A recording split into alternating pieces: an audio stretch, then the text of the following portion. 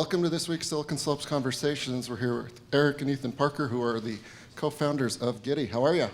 Hey, really good. Thanks for having us. What's up, what's up? Good to be here. Giddy, I had a podcast with somebody, I don't know if anyone knows him, Scott Paul, 6-7 months ago, maybe 8, and he was pretty excited about it. And at the time, I was pretty new to Web3 crypto DeFi, so the questions were general. We'll get into that in a minute, but he does a great job of promoting and selling Giddy. So let's hear about the founding story. Yeah, sure. So Erick Parker, CEO, co-founder. We're brothers. Yep, Ethan Parker, COO, co-founder. And Scott Paul is a pretty big part of the founding story, I would say. I met him like early last year on a snowmobiling trip. And if anybody knows Scott Paul well, they know he is not so much a person as an experience. He was wearing like this big furry head to toe Yeti suit, like dancing like on his snowmobile, and we were just having a great time. I'm like, man, who is this guy? But yeah, we became quick friends. We have like our networks are really overlap, so we know a lot of the same people. And so that was my first experience with Scott Paul. I'd never met him either, and he told me this story like the day of. It's like, you're never gonna believe this guy. And we first got connected on Volley, which is another Utah tech company. So shout out to those guys for connecting awesome communities. But yeah, I met Scott Paul when I just got on and just started geeking out about crypto. I had to tell somebody about this stuff that I was learning. And I was getting way into the weeds about like impermanent loss and like the math behind staking this thing versus that thing and doing all this crap. And Scott sent me a message that was basically, and I still have it. I sent it to him recently. I saved it. And he literally said, "It seems like you know what you're talking about. Can we talk about crypto?" And he didn't want to come out right out and say it at the time, but Scott gotten a little bit of money lost in the blockchain. It wasn't a little bit of money. Well, it was enough money that he wanted to reach out. That's okay that I say that. Yeah, he was willing to face the embarrassment of admitting that he needed help. And that was our first experience, was me helping him unstuck like a pretty legitimate amount of money on the blockchain. And my whole background is in software development. I've been an iOS engineer at a lot of companies. I've worked at tons of them in Utah. My most recent job was Walmart, was rebuilding their e-commerce app. And in the middle of that whole thing, I got hooked again on crypto. I've started in crypto in around 2012, was mining some Bitcoin. I did some more Bitcoin and Ethereum mining around 2016, 2017 timeframe, which we all know what happened shortly after that. And then got back into mining Ethereum again in like 2019, 2020. And I've always come at it from a perspective of, I'm just a giant nerd, computer science, building computers. I really like building the machinery and making it tick and kind of like getting it really efficient, and I have a lot of fun with it. But I started mining all this Ethereum, and I'm like, I kept hearing about this thing called DeFi. Like it's on the periphery. There's NFTs, there's DeFi. And I always had this mental block. I mean, for a while, for months, I just like, that's hard. I don't know it. I don't know anyone who knows it. This is in like the nether regions of Twitter and Discord. It's not for me. I'm just not gonna. And I don't really know what possessed me to look it up, but I literally just started looking up YouTube videos about like the definition of DeFi, which is like, it's hard to understand it. Decentralized finance. It's crypto. It's investing, kind of. It's on the blockchain. It's crazy stuff. So it took me a while to get into it, and I just got hooked. I started writing my own code for blockchain. I made some tokens, got into these communities, and got some other people hooked as well. And that's eventually what led me to Scott Paul and what led us to start building this company. Yeah, Erick was basically not sleeping, like doubling his money every 6 hours or so. And having it. And so we got like one of his like longtime coworkers at lots of companies is Brendan, our chief of product, and they both got on and like 24x'd their money on one thing. And Erick had even told me, he was like, "Hey, I'm doing this DeFi thing. You should check it out." I'm like, "Yeah." At some point, I don't know. And like I've built miners in 2017. I like strung together 32 graphics cards and put it in a warehouse and like pumped the heat up to the ceiling. Anyway, like I'd mined crypto, but DeFi stuff was brand new, and I didn't want my brain to hurt too bad. And after he told me that they like 20x their money, I'm like, so tell me more about DeFi. So I get him into the very next one that Brendan and I were going to do, and didn't go the same way. So Ethan's first experience was losing money on the blockchain. But I mean, if you're going to do really early stage projects where the founders are anonymous and the servers are in Indonesia or whatever, you're going to lose some money. Yeah, I made a total rookie mistake, but I know what I did wrong, and I'm just like, I don't care. I'm in this. I want the next one. Like, bring it on. Yeah. So then, I think shortly after that is when we released our first coin together, like made like a Twitter, paid for it all in Bitcoin or whatever to remain anonymous. It was just a big experiment. We accidentally rugged ourselves with our first coin because like other people like sold all the stuff. Anyway, whatever. We were believers, man. Yeah. This thing was going to go to the moon. We're going to develop this thing. We're going to market it. We didn't sell anything. And it took it like 36 hours for everyone else to dump the whole token. And we were like, well, okay. I guess we made some other people some money. So then after Erick helped Scott get his money like unwedged, dislodged from the blockchain back into his pocket, we got to talking and stuff, and Scott's like, well, you guys, I mean, Erick and I, between us, how many tech companies have we worked out in the last 10 years? I think it's like 18. Most of them. Yeah. Well, yeah, so anyway, too many. Owlet, Domo, MX, like Vivint Solar. Canopy, Simple Nexus, Team. Walmart. So we've SoFi. Walmart. Yeah, SoFi. We've just kind of like been through the gamut of tech companies. We see what we like and we see what we don't like. And I guess when you have 18 jobs between two people in 10 years, it's like, oh, maybe we're entrepreneurs, huh? We're not the greatest longest lasting employees. So and then one night Erick and I just picked up Scott from the airport, drove him back to his house, talked way late into the night, and basically like tricked him into being our first angel investor. And luckily his wife was there, who is like, she gives the true final say. And I think I like to think that this helped, but I was like, well, hey, she's like, I don't know you guys. I'm like, I've got an accounting degree from BYU. Does that help? She's like, it does. All right, that works. Here's an insider tip. If you want to pitch a VC, if you want to pitch an investor, pick him up from the airport. Yeah. Make sure his wife is busy that day and go grab him and drive him home for an hour. And bring him a burger. We had a burger for him. Yes. Right in the car. So service. It's the human level stuff that really is. Legitimately, that's where the magic comes from, is just being a normal human trying to connect with people. But all these experiences in tech, building products, doing B2B SaaS, doing consumer stuff, it taught us a lot of lessons about scaling solutions, right? If you want to bring a solution to the most amount of people, you build really good software. And the harder the problem, the harder the software, the harder it is to scale. But thankfully, we had a lot of experience doing this. Our whole co-founding crew, they're all very technical. They also come from the same kind of background where we've done SaaS and consumer and all these companies in Utah. And we actually started this idea by trying to do Zoom coaching for people. And literally in the car to Scott's house from the airport, he was like, you guys can't be a mechanical Turk. You can't just do like one investment at a time for people. Little did we know at the time that was prophetic, because that model of taking people's money and investing on their behalf, the centralized investing model, is precisely what led to the current like bear cycle. People were taking money, they were getting loans on it, they were levering it up, they were doing way riskier things than you would have chosen to do because they were doing this on your behalf, and it all unraveled. Debt got called, positions got liquidated, a $12 billion stablecoin got depegged, and now we're in this kind of mess. So a lot of these things, they just kind of happened. The decisions that we made were based on instinct, having experience in the industry. They're based on solving our personal problem first and foremost, and trying to scale that. And yeah, we're at the spot where we are now, where we just launched the app last night, brought in our first cohort of beta testers, and it's going extremely well. We did the thing, we solved the problem. Yeah. So literally, like from experiencing my first rug pull in DeFi to getting a term sheet from a reputable VC was like 3.5 months. So, or 4.5, something like that. So early in 2021, got rugged, learned about DeFi, Scott invested, and then that summer is when we got our first term sheet from Pelion, who is our main institutional in our seed round. Yep, that's definitely part of the founding story. Raised the seed round. We're up to about 20, 21 people. About 2/3 of us come to the office every day.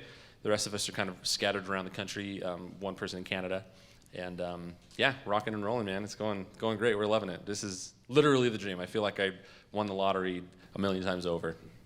Oh, that's exciting. That's what you want to hear from entrepreneurs. So it But I looks still like, have a mortgage. yeah, yeah. There is the real world that exists. Yeah, right. A lot of people got their phones out when you mentioned that, so that people can get the Giddy app. Yeah, so we're ramping up our beta users right now. You know, we got to kick the tires, make sure that scale's okay, make sure the contracts are all running and all that kind of stuff. So we'll be adding more people to the beta list as we go. If you go to giddy.co, you can download the app and get on the wait list. Look at my LinkedIn post from today. We have a beta list sign up. It's on our Twitter as well. It's on our Twitter. If it's not pinned, it can be. What's pinned right now, Joey? It's on our link tree. Linktree. Oh, Go, Joey. great. Go to Twitter, look at our link tree. You can opt in for the beta test. Oh, we realize not everybody is like super hardcore crypto head and they don't want to take the risk of like beta testing software where you could lose crypto. But there's free money in it for you. Yeah, but we're giving everybody 1,000 Giddy tokens to get started and kind of help us kick the tires a little bit. So. Very cool. All right, so after I did that podcast with Scott, I knew it was time for many reasons. One, I like to gamble a little bit, whether it's with real money or stocks, bonds. And I wanted to learn about it, and I wanted to not look and sound like a bumbling idiot. So I found a former intern that has been heavily involved in Web3 crypto for 6-7 years, and we would come into the office at 5 a.m. 3 days a week to learn. And I put my own money in, like, all right, let's just rock and roll. Is there a musical montage of all these? No. Okay. I wish. Picturing like this It'd Rocky be the thing. worst. We'll It'd be so add that. depressing. We'll add that to the movie. Just like, not good, because it sucked. Oh yeah, it's tough. It's It way was tough. the worst. Yeah. This is on your phone. Authenticate this. Now it's on your computer. Things weren't defined. It's like, what in the hell did I just do? And just day And it's after real day money. after day. Real money. You can just delete it. Yeah. Goodbye forever. Yeah, and you have to wait, and again, just brutal. And I'm not overly technical, so it was just a show of sorts. But after a while, like anything with life, you keep practicing doing it. Started to connect dots and enjoyed it after several months. And at the end, you know, he's a huge proponent, evangelist. I'm like, 99.9% of people on planet Earth wouldn't go through what we just went through. So that is also a problem that you guys are solving, right? Yeah, absolutely. One of the things that we did as kind of ramping up to launching our whole entire app was we developed our own token, Giddy Coin. There's really a lot to be said about launching a token in terms of securities laws, how the SEC sees it, how the CFTC sees it. There's not regulation, so you're flying blind a little bit. You just have to look at how the SEC regulates by whatever, punishing people based on whatever rules they currently have. And then you have to look at the problem that we're actually solving. We have a real need to solve some very technical, specific things in crypto. So we created a token that has utility within our app, within our ecosystem. And it makes your ability to trade faster, safer, it's more secure, and it helps us do some really interesting things with network payments, with gas fees. So we launched a token first. We knew that we needed to get out the door with this technology, get it tested, get it looked at, and get it out the door. So we launched this staking dApp, which dApp, D-A-P-P, stands for decentralized app. Apps that exist on the blockchain, they're a dApp. So we made one of these where you could buy some Giddy token, you could stake it, and you can earn some rewards for a period of a year. There was a ton of people who were really interested in doing this who had never done DeFi before, ever. And so we get on Discord, we get on Twitter, make these communities and kind of help people learn. We also have a full-time customer support expert. This guy is just totally baller. He will be leading a team of 100 someday. But we brought him on really early because it just doesn't exist. This help out there for learning people how to do DeFi. Yeah, there's quite a few firsts that Giddy has done and will continue to do. One of those, so like your typical decentralized app or dApp, it lives on this website.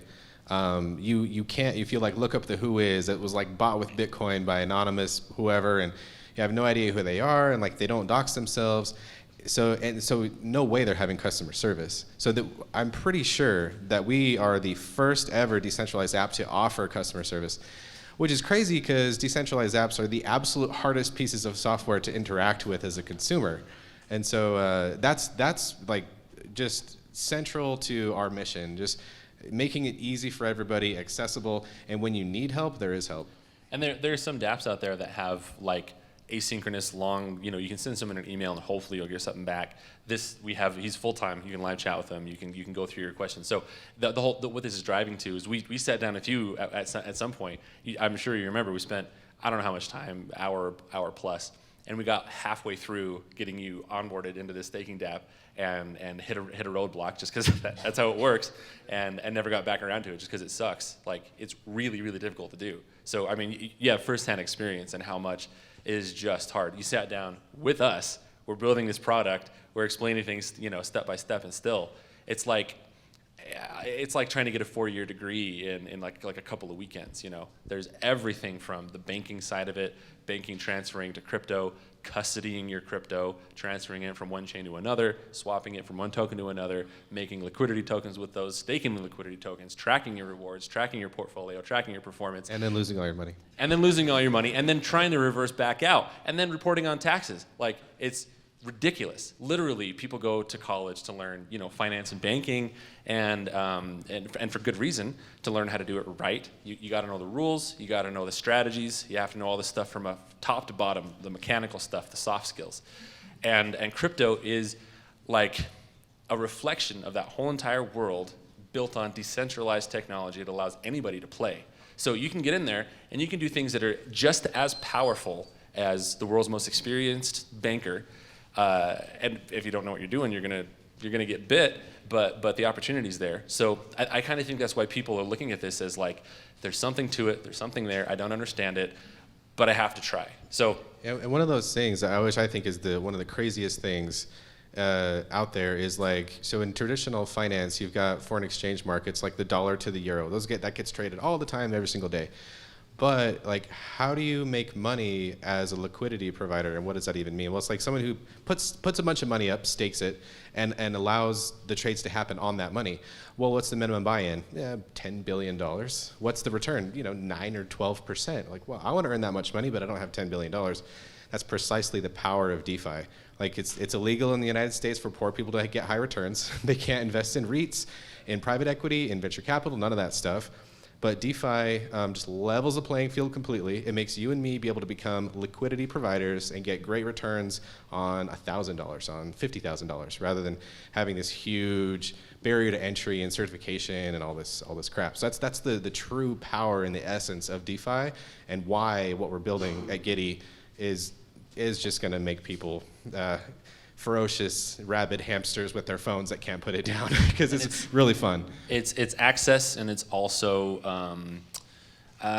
guidance. Guidance is the wrong word. You get to make all your own decisions because it's non-custodial. But we want to present enough information that all of our users understand this landscape. They understand the risk, the reward, and kind of how to create a strategy for long-term yield-bearing crypto. Yeah. Yeah, it's very, very frustrating to the point where, like, I was sitting down with you guys, and then it was wait 24 hours. That happened time and time again. So if you're impulsive, it's bad, right? Because I wanted to rock and roll, and then it's like, no, stop. You guys also have a really cool light paper that explains things very well. And then one of the coolest things I think you guys have is your glossary. It's big, but you explain what these things mean, the acronyms, the slang, and it's a fantastic learning tool. In a paragraph, you guys explain it. If somebody has more curiosity, they can go learn more about it, but it's all kind of right there. When did you guys know that that's how you wanted to educate people, and that you wanted it to be equitable and fair, and something that my grandma could do? Well, like right off the bat, it's just hard. And you think about, Mark Cuban said that the DeFi is like the early days of the internet right now. So You look at some, like Bill Gates was on David Letterman in 1993 talking about email, and he just got made fun of. He's like, why wouldn't I just write somebody a letter? Why would I want to use my computer to talk to somebody? Which sounds crazy now, but at the time, you know, the hive mind and pop culture sided with David Letterman, and Bill Gates was just this weird nerd guy. You know, people didn't realize he was going to become the wealthiest person on planet Earth for a time. So that's how it is, and we just know that yes, there's earning opportunities, but people want to know at least why a little bit. Everybody's gonna dive in and learn to their tolerance and to their interests, but we want to at least have people understand, like, okay, this isn't just a scam. It's high interest because of reasons. Is it just a scam? Yeah. There's other things. Yeah, there's They're lots not of scammy. stuff. Yeah, Which cactuses with snakes in their hands. Lots of other stuff. And it's a good point. Like, just as a small aside, people look at crypto and they're just like, it's all a scam. There are so many scams in crypto. I will be the first to say I've experienced them. Like, I've lost money every way that you can in crypto. I know that there's scams. There's crazy amounts of scams in the real world, and banking and fiat, and even things that are illegal are predatory and might as well be a scam. There's absolutely so much of an unregulated space where there's potential to make money, where people are out to get you. Absolutely. There's also these other portions where there are just giants in the finance tech industry, geniuses that are moving and shaking, and they're changing the world in a way that is going to be impactful and long lasting. So just as an aside, it's not just the scam. There's other stuff too. Lots of scammers. So the glossary thing. So there's two things I wanted to mention. Number one, it's how I learned. I went and just read glossaries. I read articles. I couldn't put it down. So I was drinking it in. It's a work in progress. We're adding more stuff. We're going to add more detail. And then the other thing is the way that we've structured our business. We are not a custodian of your money. You are the custodian of your crypto, which means you have to make the decisions of where to put it, which means that you need to be informed as to what's going on and what's happening. We are not the centralized agency that takes your money and invests on your behalf and gives you some kind of return. It's self-custodied crypto DeFi for real, which means that since we're not your broker, we're not your RIA, we're not making those decisions for you, the user, have to be fully informed on what you're doing with your money, where it's happening. One of the things that we did in our description of what's happening with your money is we actually have this little section in the app that says, where does the yield come from, right? What is happening? So we'll describe what happens with your money, where the revenue is generated, kind of how it gets split up, so you know what to expect, so you can understand that, like, the risk level. So it's not just that we have to, like, fully disclose what we're doing with your money, because we're not doing it. You are. So since you're the one who is empowered to make decisions to earn yield on the blockchain, we feel like it's our the absolute best product that we can create is the one where you have all of the information, 100% of it. Yeah, think about, like, so Robinhood changed the game. Amazing. Like, regular people can buy stocks, fractional shares. If Amazon's $1,800, you can still just buy $100. But as we know, they can shut that gate if they want to, and nobody can trade. So what if this is the power that DeFi suggests, Giddy and DeFi both. What if you had a key to unlock the door yourself, to walk right on the trading floor of the New York Stock Exchange and wave your hand around with a piece of paper, and I don't know why they do that, by the way, but it's all computers now anyway. Yeah, and make a trade yourself, and then buy and sell, and then walk right out, and then, you know, it's access to the trading floor directly, and we can't stop you from trading because you have access to your private key. With Giddy, unlike basically any other trading platform that people have heard of or used right now. The centralized ones right now who are going bankrupt and getting sued, that's exactly the problem, is that they did things with your money that they didn't disclose. It was way riskier than it should have been. There's already rules against it, but since crypto was this unregulated thing, they kind of took this moment in time to do risky stuff. Anyway. I assume the customer service folks get all sorts of questions, right? Refined, calculated questions where you can tell the person knows what they're talking about, to, like, insane questions. I can imagine you get an insane question, and if you're that customer support person, you're like, oh boy, this one's going to take a while. Just a quick dashboard look of, like, what are the types of questions that get asked most often? They've all been pretty good, honestly. I think that part of it is the audience that we're reaching and our kind of our growth strategy. It'll be kind of narrow for a little bit, and then we'll get more and more broad. So most of the people who know about us are relatively experienced in crypto. they sort of kind of know what they need, and they sort of kind of know what question to come and ask. So they've been pretty good, honestly. But our customer support, he's probably got better stories than I can even remember. But he's helped people, every step of the way from, with their own bank login to like their Coinbase account or their Crypto.com account, to the DeFi app, to MetaMask, to the Chrome browser, to Trust Wallet. Like, it is broad. That's probably the single biggest thing I could point out, is that there's just the customer support up until now has been about everything. So when the app comes out and we have people using it, I think it'll get quite a bit easier. His job will get quite a bit better, because we'll have everything you need in one stop. And poor guy, for the last few months, the only product that we've had live and ready to go has been the decentralized app. And so he's had to take people from zero to MetaMask, which is a gnarly task, but he's owned it, done really well. So now that the native mobile app is out, using that is 1,000 times easier. Yeah, I hope he's well compensated, because I don't envy that job. So just so you know, like if somebody asks, hey, I would like to get into crypto, and they're a friend or family, right out of the gate I'll say it's not for you, or I'll say get ready. But now I just say, well, just look at Giddy. I think that might be the best solution. So is that a viable and good answer? That's exactly what we're telling people too. I can't think of a more perfect answer than say just get Giddy, because then they're happy and they're using our app. And there's honestly kind of a lot of people that wanted to get into the staking dApp, and we did help. We educated a ton of people. We helped, but a handful got to the point where it's just like, just use the app when it comes out. But that is exactly why we built this thing, is that people who know there's something going on, they feel like they might be missing out, they can't access it. All you have to do is download the app. You log in with Google, you set a password, you can either transfer crypto that you already own or swipe a credit card.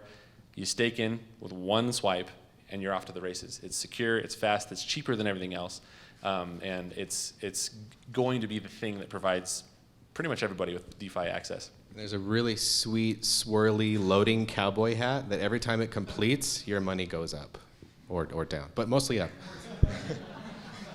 Very good. You just mentioned gas fees. That's a way that Giddy monetizes, I'd assume, and others. We obviously don't want those to be high, and we also don't want the actual petroleum gas that we put in our cars to be high. I saw something about that recently, little marketing. Yeah, gas fees, honestly, one of the biggest barriers to DeFi for quite some time, because some of these other chains are a little newer. The kind of like the OG original DeFi land was ETH mainnet, or like Ethereum, the Ethereum network. And it got so crowded so quickly that people were paying up to like $200 just to make one trade. And so it's like, well, what if I only want to invest $200? Like non-starter, your money is gone. And so like gas fees are a real huge problem in DeFi, and have been since the beginning. And that's even in normal conditions, normal market conditions. When there's like an NFT drop, when there's something exciting going on, you might have heard of some of these in recent history, but there was like $6, $8, $10 million of gas burnt, just spent attempting to get your transaction on, that failed. Once that gas is spent, it's spent. So it's a huge pain point. It's something that a lot of people don't exactly understand. What is it? Why is it necessary? You can run out of gas. Like, you can have tons of money on the blockchain, but if you run out of gas, you can't get it back. You have to on-ramp more fiat money to it. It's a huge hassle. So one of the things that we built, it's built on top of existing technology called the gas station network. It allows us to pay gas in any token. Whatever you have in your wallet, as long as there's money there, you can pay for gas with that currency. So if it's USDC, if it's stablecoin, if it's a Giddy token, if it's Raft Bitcoin, it doesn't matter what it is, you can pay for gas in that currency. So as long as you have something in your wallet, you will always have gas money. And one of the things that I want to talk about today, we've recently come up with kind of a fun, it is fun, but like, I think what's going to be kind of a defining feature of the platform as we grow is if you use the Giddy token to pay for gas, we will pay those network fees for you. So free gas if you use Giddy token. So what that means is that if you swap into Giddy token, if you stake into a contract, if you want to earn some yield, if you use Giddy token as the input, we'll pay that network fee. So we're operating on the Polygon network right now, which has lower gas than ETH mainnet. But still, I mean, it's not nothing. If you're doing a lot of trades, a lot of swapping, it definitely adds up. So kind of a fun thing that we wanted to announce here, and we'll definitely be talking about it more. We'll do some more explaining. But free gas if you use Giddy token. Had to tell my wife I'm on stage. Sorry, she called 3 times in a row. There you go. All right, so with all markets and all things in life, there's ups and downs. Crypto Web3, DeFi was in high cotton up until a couple of months ago. A little bit of a bear market. Everyone that I talk to in the know isn't overly concerned, right? This is going to happen. Probably happen 5 more times in the next decade, right? With you guys being in the industry with your livelihood, with teams you're building, what worries you? Markets, regulation, big stuff, small stuff? What worries, honestly, top of mind is typical stuff when you're building a company. Does anyone want the thing we built? Is it good enough? Does it work? Is it buggy? That's definitely something that we've talked about a lot. Very large asteroids. So the typical stuff, that's top of mind, and we have a lot of good things going for us, and I'm pretty confident in that. But probably the single biggest existential threat to the whole crypto ecosystem is bad regulation. Depending on who gets to make the rules, we could have rules that create new jobs and create economic growth, or we could have rules that wipe out tens of billions of dollars of value and growth. What's really encouraging to me is if you look at the bear cycle that happened at the end of 2017, there's 3-ish years of kind of this down market compared to what's happening right now. The beginning of the first bear cycle, we saw the seeds of DeFi. There's DeFi, there's NFTs, there's smart contracts, and that's the whole thing behind Ethereum. Ethereum came out in 2015. They had smart contracts, but it took a minute to build up the infrastructure and ecosystem. So basically, what happened, in my view, on a macro level, was you had people looking at Bitcoin and Ethereum. The price came down, and there wasn't a lot of reason to keep looking and to keep buying in. Where this time around, there's so much more built into it. There's so much more infrastructure. There's so much more money flowing into it. I think the last couple of years, if I remember right, we went from around $6 billion invested into Web3 from VCs in 2020. 2021 was, I think, oh no, back it up. So 19 was 6 billion, and then we had around 20 or 30 billion, and then last year we had around 60 billion. And then if you look at the funds that are being raised right now, it's just not stopping. So there's tons of money, there's tons of talent. This was it Mark Andreessen that made this comment about he's looking at where the talent's going? I think it was Andreessen Horowitz that was talking about this.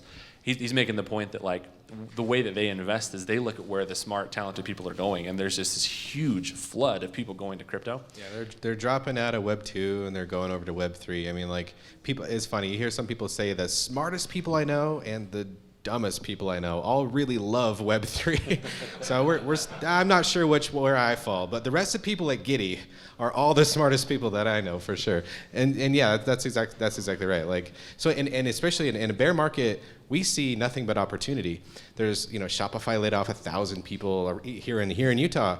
Probably that many individuals this year have been laid off, and so there's this amazing opportunity to grab the absolute best talent there is. Prices are down. It's a great time to buy. We see nothing but opportunity, and the underlying tech of crypto is insane. It's awesome. It's amazing. Like, big centralized banks have built their own internal versions of crypto stuff that they're using. They might not productize it. They might not even share it with other banks, but at the very least, they need a ton of talent to build that. And so, yeah, Web 3, it's just going nothing but like mass adoption, business wise and consumer. Yeah, I think the cycles will get shorter and less intense, and the reasons are all of the infrastructure, the talent, the money that's being poured into it, and the more utility that we start to see, the more the rubber meets the road. When you can pay for your mortgage and buy McDonald's and pay your friend, pay your lawnmower or whatever with crypto, I think that's when we start to see it really take off, which is something that we support in the Giddy app, is the ability to easily send money from one person to another. You can send it to your friend, and while your money is chilling, you can go earn 5 or 6%. And there's one kind of crazy, like, freakonomics kind of thing. Wells Fargo, of all people and entities, did like a crypto research project, big massive thing, and they published this graph that's super interesting that our chief marketing officer Travis found and showed us. And so it's like, as soon as a world-changing technology hits 10% adoption in the United States, it might take it 60 years, 10 years, 20 years to get there. But once it's there, it takes like 5 years to reach 50% adoption in the United States. So you look at the automobile, like 1914, 10% adoption of US households, but by 1920, like 50%. And then like the telephone, the radio, and then 1993, which I think is, I don't know, just kind of a weird coincidence with what Cuban has said and Andreessen and everybody. 1993 was the cell phone and the computer, and the internet, sorry. The cell phone and internet were both 10% of US households in 1993. Everybody think back to 93. Some of you weren't born, but those of us that were, did you have a cell phone? Did you have a computer? And it's like, wow, 93, I don't know. But like by the year 2000, by 98, 99, yeah, half of US, all of us did, all of us by the year 2000. So, and right now, 2022, guess what percentage adoption crypto has in US households? 10. It's exactly 10%. Yeah, so these next couple of years, these next like 3 to 6 years are going to be nuts. And we believe firmly that Giddy is the Model T, Giddy is the Nokia brick phone, Giddy is America Online for DeFi and crypto. Like a lot of that adoption is going to be because of this product we're building. Yeah. Yeah. Thanks, Scott. Number one fan. Yeah, I would tend to agree. I think the die has been cast, and there's thousands of people like you that don't like being told no, and you're going to build it regardless. We're going to open up for questions in a minute or two. I believe we've got a microphone roaming around. Okay, so as you build this, it requires a certain type of talent, right? You still inevitably will need sales and marketing and the soft stuff, but the technical side is pretty intense. How are you guys building your team? And as brothers, how do you settle your disputes? Yeah, we did those a long time ago. Hey, I'm talking here. You got it. I said it first. Yeah, so one of my first companies that I started in like 2006 here at BYU is called Parker Planners, and they still sell them in the bookstore. Yay, and it does a book and stuff. Super proud of that. Even though I made thousands of dollars off of it. I'm talking 4 figures earnings on that company. But way back in the day, like more than 10 years ago, I was okay at code. Erick was pretty good. And I was like, Erick, we should write this app together. And he's like, oh, sounds fun. And then we had some disagreements, and like I was an idiot and like stuff. And so we all of our drama is like way behind us. So you talk about the founding team. We have like 6 co-founders at Giddy. Every single one of us has written code at a reputable company. Even me. I know. Like, hey. So we're on a foundation of hardcore software and computer engineering, software engineering, and obviously like I'm a little bit more on the business side, like accounting degree and like whatever. I've started a couple companies, but we have a foundation of like hardcore engineers, and that's where we started. Yeah, when I think about the way this company got started, honestly, I think a lot of it is timing and luck. It's just the planets align. I honestly feel like as hard as we've worked on this, there's stuff that just happened that's completely out of our control, and sometimes that's just how it works. You feel like you win the lottery, So like maybe you can build a really really good product at age 20 or 19, like metallic butyrin, and it explodes because of the nature of the virtue of the product, right? I think for the most part, most of us have to grind it for 10 or 12 or more years before you understand well enough how to work with people, how to work with markets, how to do your job, and how to build a team. Honestly, I think that's what happened with us, was we were finally at the point where we collectively had enough experience and maturity in our careers, personally, and in our family lives, that we could really go full blast, 100% on a project, and just give it everything we got, and also depend on our network and friends and luck in the universe or whatever. So the other thing I'll say about that is just yesterday in our company meeting, we were talking about going live with our beta. We're so excited to get it in everyone's hands, and I wanted to give everybody a chance to talk about something they had built that they were proud of, that maybe you didn't know about, something new they experienced, whatever. And about a quarter of the way through, someone piped in and was like, and by the way, in case you didn't know this, I didn't know anything about crypto before I joined this company, and I just kind of learned it. And then every single person after that was just like, oh, by the way, yeah, I didn't know anything either. And I realized that I kind of made the comment that like, yeah, every single one of these people that we interviewed, they said, I don't know crypto, and I don't know that framework, and I don't know this or that. And I was like, I don't care. I know that you've grinded and earned your place in the industry and your career. Just come, learn it, because that's what happened to me. I learned crypto in a handful of months, wrote tons of code, couldn't put it down, to the point where it was probably not good for my health. We've brought people on board who are passionate about doing cool stuff. They're passionate about like the freedom that crypto provides philosophically on the tech side, all of these different things. So you don't have to be a pro. They kind of don't exist. This whole market is so brand new that if you're interested at all, start learning and you're going to be ahead of 90% of the people. So we brought in people that are experienced, they're hard workers, they're easy to work with. Our culture is just awesome.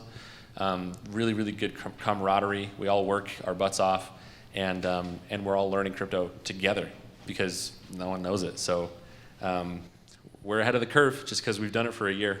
And I mean, that's the truth. Yeah, and like, man, you talk to anybody that works at Giddy, and I mean, and they could just be lying, but I don't think they are, when they say, this is my favorite job I've ever had. I like coming into work. I like coming into work, and that has definitely not been the case at other places I've been. But we have, it's just crazy. We've found these people that, and you know, our values are not set in stone or whatever, but we have, I printed out some meme posters in a really gaudy gold frame and like hung them on the wall in the sweat box, our first tiny office. And without realizing that office got pinned to 88 degrees in the summer. No windows. Hence sweatbox. Yeah. So without realizing it at the time, we kind of like, I just thought the memes were funny and very obscure, but they kind of embody like ship. That's number one. Everybody here, we ship every day. We get stuff done. We get it out, and then it's like be humble, be kind, get stoked. And like if you come in the office, maybe a month from now, we'll have them up and everything. But those are sort of like, it's more of like defining our values after the fact, not before. It's like, well, what does this group of people embody? And everybody's like that. Everybody ships. Everybody is kind at Giddy. There's space for diverse like opinions and all kinds of stuff, and everyone is humble. They say I don't know, which is really important to be able to say. And then we all have passion, get excited. There's some Easter eggs inside the mobile app that you guys will have to poke around and tap on things and try to find. But I think that's evidence of when engineers having fun, they build something, and then they make it work, they make it fast, they make it pretty, and then they make it fun. And that's what you'll find. When software is actually fun to use, you can know that the other boxes have been checked, and that's what makes part of our culture and everything. We're doing really, really, really special up to this point, and we're going to try hard as hell to keep it that way. Yeah, that's great. You guys are clearly enjoying it. Questions? Raise your hand, and we'll bring a microphone to you. How's it going? Coming from a CeFi exchange that didn't, there was always this elephant in the room where they didn't know, like, with this belief in blockchain, you feel like eventually everything will be decentralized and whatnot. And it was always kind of this underlying thing, like, oh, how far is this going to go? Are our jobs secure and whatnot? How do you, as you guys help facilitate our, traditional CeFi world to DeFi, how do you teeter between how decentralized you should be and how centralized you should be, if that makes sense? Yeah. I think there's a couple different discussions to have on this topic. You have a spectrum of people who range from complete anarchy to to the other side, and I think what's inevitably going to happen is you find a balance, and this is pretty much the answer to most things. Is it depends. How do you find balance? So the parts of decentralization that really matter are how you scale a system, like the Ethereum network. I think there's over 6,000 nodes. Each node is like multiple computers. It's really secure. It's really scalable. It's always up. You can build things into that system that make it secure and scalable and really good to use. So that level of decentralization, it's always going to be there. If you define self-custody, self-ownership of your crypto funds as decentralized. I think personally, I think that's one of the most important things you can do. I think the individuals have to have complete control, they have to have complete ownership, but there's trade-offs. If you lose your private key because you stuck it on a sticky note and you moved, it's gone. If you texted it to yourself, if it's in your email, if it's in your iCloud and that gets hacked, boom, money gone. So where our level of centralization comes into that is that we've developed technology to help you custody and recover your private key. So I view that as building towards decentralization. Some people might view that as a centralized group trying to make centralized things. What it is technology that's extensible, that scales well, that allows you to have control, that brings things more to the decentralized arena.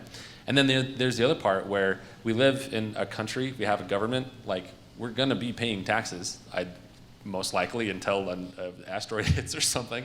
Back to the asteroids. Back to the You asteroids, guys know full something circle. that we don't? I would like to talk to you more about asteroids today.